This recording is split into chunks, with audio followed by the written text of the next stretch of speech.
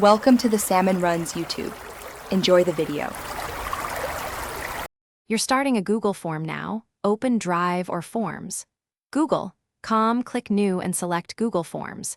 Name your form and write a concise description so respondents know purpose. Once done, set the response destination, link to a new spreadsheet or choose not to, because that determines data handling later. Make an immediate theme choice, color, font, or header image. It speeds visual consistency. Also check basic settings like collecting email addresses and restricting responses before adding questions. Now add and configure questions thoughtfully. Pick the right type: short answer for names, paragraph for detailed feedback, multiple choice for single answers, checkboxes for multiple selections. Use the required toggle to avoid missing data, and add response validation for emails, numbers, or length to keep answers clean.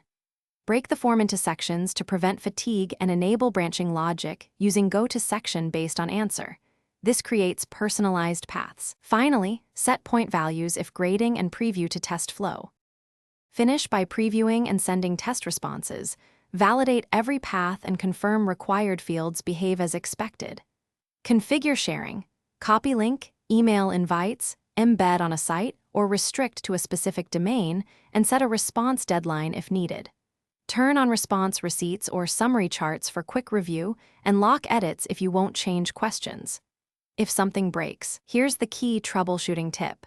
Verify form permissions and the linked spreadsheet's sharing settings. Incorrect permissions often block saving. Thanks for watching. Consider subscribing if we helped you.